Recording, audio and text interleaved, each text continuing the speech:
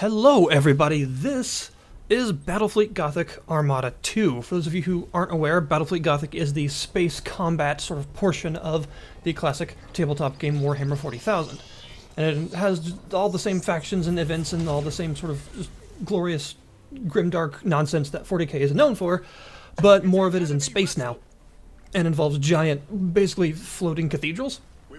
For the most part, now the first Battlefleet Gothic Armada was primarily a sort of space combat sim with a fair amount of mechanical depth and difficulty and all of that, but in this case they decided to sort of go with the, I would say the old school definition of sequel, as in it's basically the same thing but more. It's like what people would have potentially wanted from the first one with a bigger budget, things like that. That's essentially what Armada II is. It's the first Battlefleet Gothic, but with a little bit more depth, a lot more factions, and even some campaigns and stuff. The campaigns, and I guess that kind of brings up the point that there is actually a story and everything this time. And really, the story involves characters and events and locations that anyone pretty much introduced, I would say, to 40k lore would actually know. The main point of the story is that 90s high schooler who just discovered power metal, Abaddon the Despoiler, has begun his 13th Black Crusade across the galaxy. And, well, I suppose not begun, is in the middle of his Black Crusade across the galaxy. And the sort of intro introduces the fact that he has basically destroyed Cadia. He has effectively colony dropped it with an enormous black chaos symbol battleship that shattered the planet. And that's where you actually start in. Because if you know anything about 40k, the fact that all of that event just being the sort of opening cinematic and not actually a climactic part of the game makes perfect sense. So in this case, you actually have 3 different campaigns to choose from that work a bit differently from the standard just skirmishes. And the 3 campaigns are an Imperial campaign, but it's actually the Imperium more so than the Imperial Navy, because the Imperial Navy ships are part of it, but you also have access to the Adeptus Mechanicus and the Adeptus Astartes ships, as in Space Marine ships, Imperial Navy ships, and the crazy tech folks. And it's pretty cool, actually, because the other 2 campaigns show a different side of the story, and they work mechanically quite a bit differently just because of the factions themselves. The other campaigns involve the Necrons, which are my personal favorite 40k race because of their weird sort of space grandma attitude, and the Tyranids, who of course work very differently because, well, they don't really have resource gathering and things like that the other races have, because they're not humanoid at all. They basically convert planets into biomass and consume them, so the way that they work is completely different. And so those 3 campaigns are actually pretty multi-featured and have a fair amount of depth to them. I would call that part of the game, it's sort of split into 2 layers. You have the first layer being a sort of strategy layer that is turn-based, and then you have the combat layer that is real-time and is the same basically as the previous game and what you're seeing in the background here. The actual strategy layer is basically sort of a light 4X strategy. It's a 4X, but with a lot more focus on combat, because combat is, you know, where most of the depth of the actual game is. And the 4X elements mostly being taking other systems and upgrading their various bits and bobs to get new resources and overall just an advantage over your opponents. It's very much a light 4X, as I mentioned. It's not, you know, as heavy in the depth in the strategy part as something like Civilization is. I would consider probably the most similar game in terms of how like the 4X mechanics works would be Sins of a Solar Empire. Although the big difference here is that in Sins, it's very common to have a fleet of like hundreds of ships. It doesn't take that long, you know, to amass just huge numbers. But being that this is 40k, the ships are more on the scale side than the number side. You tend to have much smaller fleets that you're managing of, you know, maybe at the end game like dozens, not hundreds. And in the early game, you're talking about 3 or 4 ships in your average battle on each side. But the ships themselves are very large and have lots of abilities and weapons and things to manage. And the combat layer is just as good, if not better, actually, than the first game. I would say it's actually a bit better because of the variety in ships and factions and everything that they've added to this game as per the first game. And as I mentioned, the combat is in real time, but you do have the option to pause it or to slow it down, although that's only in single-player skirmishes and things, because obviously that wouldn't work in multiplayer. And the skirmish battles that you can do as sort of, I guess you would consider the meat of the game in a way, because that's what the first game was, and that's sort of what a lot of people are going to spend their time in this game, but given the depth and detail of the campaigns, I'd say they're kind of 50-50 in this case, which is somewhat surprising because they didn't have to do that, but I'm glad they did. The skirmish battles are a 1v1 or a 2v2 affair that involves picking your favorite faction, and then the subfaction, which is mostly an aesthetic thing, you know, how they're painted, things like that, and creating fleets and battling each other.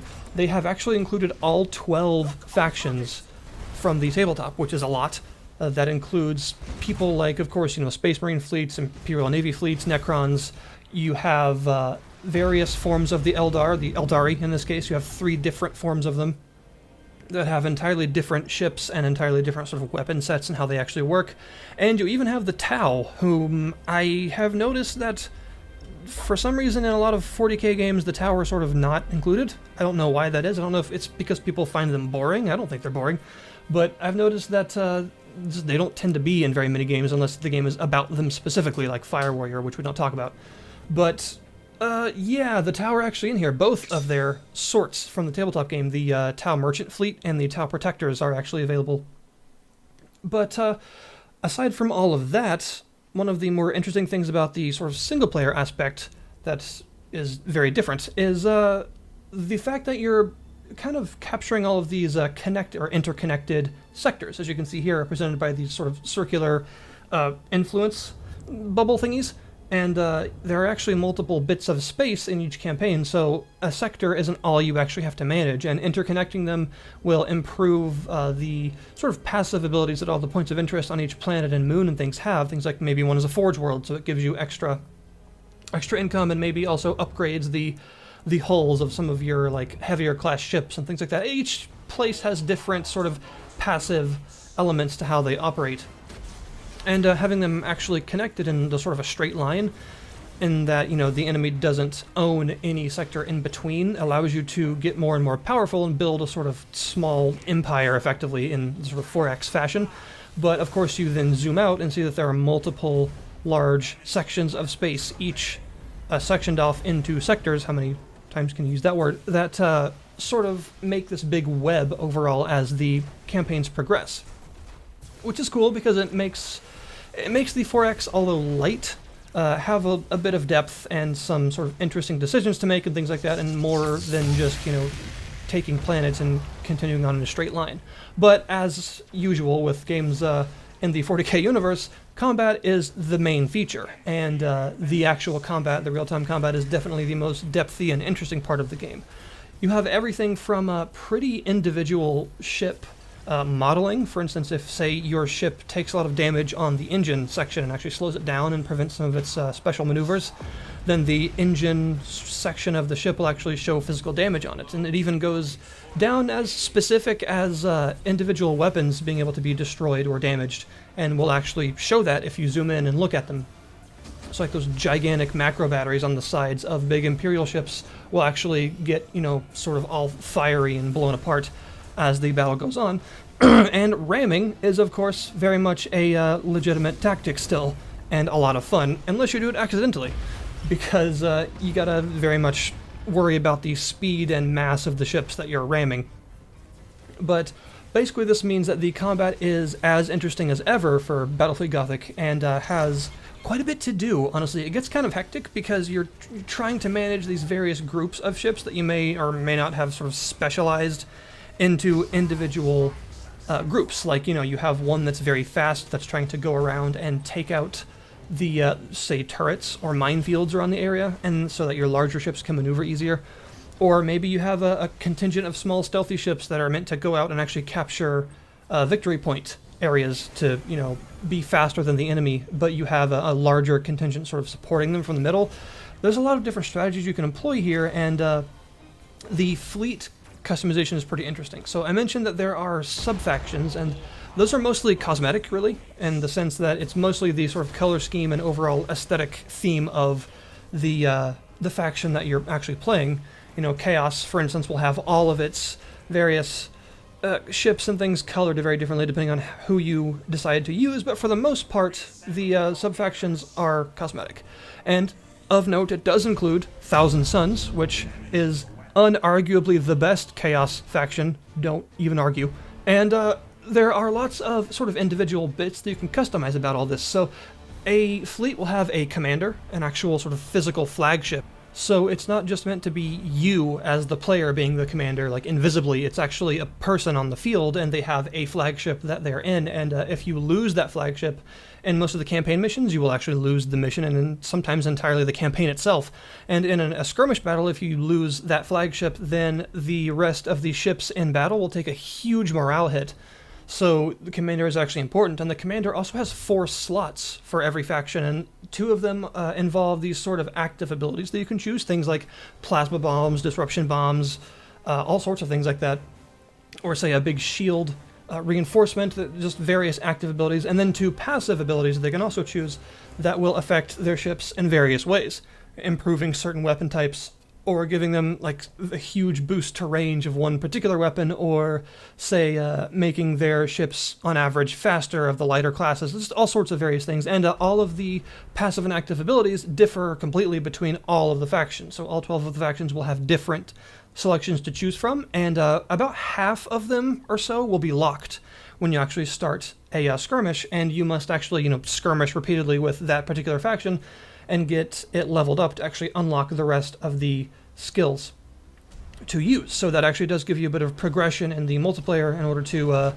just progress your faction in general and improve your fleet by not just, trying new strategies and figuring out what works for you, but also to unlock new abilities, passives, and actives to supplement your strategies as well. This definitely sort of boils down to a lot of management. It's probably the most micromanagement heavy 4X there is, because it's not really entirely a 4X, but in the same way that Sins of a Solar Empire is, this is. And in terms of the combat, which is definitely the main portion, it is very micro-intensive. You need to be active at all times, looking at all of your ships, looking at where they are and what they're doing. Are they in range of an enemy attack that you need to move out of? Are they facing the correct direction for the target that you wish for them to actually hit with the weapons that will be the most effective against it? Which side of the weapon's on. Everyone has different maneuvers, like your Imperial Navy ships will be able to sort of slow down and initiate a very fast turn. That allows them to do things like retreat easier, but of course Imperium doesn't retreat. Better used to, say, aim an entire salvo of melta torpedoes at your target, for instance, which of course tend to only fire from the front of a ship because that's how torpedo tubes work. And other factions have different things, like the Tyranids have a sort of biological rush that works for them. And the Necrons have what's basically a blink, a sort of short-range combat teleport that allows them to move around easier, which is really cool, because that sort of capitalizes on the idea that each faction is very different. Your ships are going to operate very differently, and how you actually have to use your abilities and weapons is going to change a lot, depending on what faction you're playing. A strategy that might work for you with one faction might not work for a different one. For instance, the Necrons' ships are very slow. They're extremely slow, and they have no shields at all. But their hulls regenerate over time, because Necrons, and there are various things that you can do to actually improve this regeneration in combat, like, say, a special stance. And stances are sort of long-term passives that improve various aspects of a ship depending on what stance you're using. Or something like the Scarab Swarm active ability, which is very literal. It releases a swarm of scarabs in space somehow that will repair other Necron ships in range a lot faster than they passively can, and will actually sort of chink away at the armor of enemy ships that happen to get in range. And obviously if you combine that with the ability for them to blink, they can, say, blink into range of a large fleet of smaller enemy ships and just sort of tear them to pieces with all these scarabs. And that's just one example of a sort of small strategic idea that you can actually use for each faction. There are tons of them. The Eldar ships are very agile, can move extremely quickly, but are of course very fragile as well. And the sort of hit and run and guerrilla tactics are to be capitalized with them. So yeah, I would say that every faction actually works quite differently, and works in a way that's thematically correct with how they're meant to be in the tabletop. Tyranids focus on numbers, just sheer swarms, instead of a small number of very specialized ships. They have entire sort of biological constructions, I would say, that are specific to a certain task, like, infestation versus bioplasma bombardment and things like that, and then you just have innumerable ships everywhere and just swarm entire areas to the point where they can't keep up with you anymore, and you win. So I would say that actually having all 12 of these factions is really cool, because they didn't sort of lower the depth to widen the pool. They just widened the pool in general and kept the depth the same, so every faction plays in its very own way, which I think people will definitely appreciate. The ship modeling itself is also extremely impressive. The game itself is very pretty. I mean, to be honest, it's hard to make space ugly, but the ships look very good. They look like models, like they actually should, and the paint aesthetic that comes with every individual subfaction makes sense and is present here in every way that you would expect. And even things like, large weapons going off like Nova cannons and giant explosions and everything, the just visual and audio design of the game is in line with what you would hope for a 40k game set in space. It's just kind of fun sometimes to look through the fleet viewer at just various ships from other factions and all their color variants and see what they look like up close, because they really do look pretty cool. The game itself is available right now on Steam for $40, which is actually pretty good. It's considering it has those 3 campaigns and a fully featured skirmish mode. $40 is a pretty easy sell for anyone that's a fan of 40k in general, and especially Battlefleet Gothic, of course.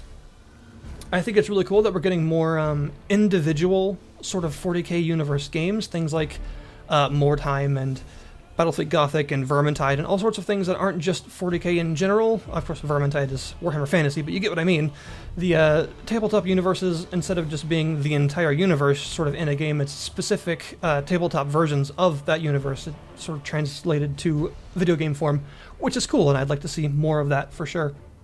But in terms of all that, this is definitely an excellent interpretation of Battlefleet Gothic as a tabletop transition to a digital form, and it works very, very well for anyone who likes space battles or strategy or giant, crazy biological ship things. This is definitely the game for you, and if you like the first Battlefleet Gothic, this is probably everything you would want and then some from the original for a pretty reasonable price. So check the link in the description below this video, of course, as usual, to show that where it is, so you can go and check it out yourself. And like I said, it's available for $40. I suppose that is all. If you want to know more or see more, just let me know in the comments below. And that's all for Battlefleet Gothic Armada 2. Thank you very, very much for watching. If you like this video, feel free to subscribe to see more. And like it if you liked it, dislike it if you didn't, and tell me why. Thanks again for watching, and I'll see you next time.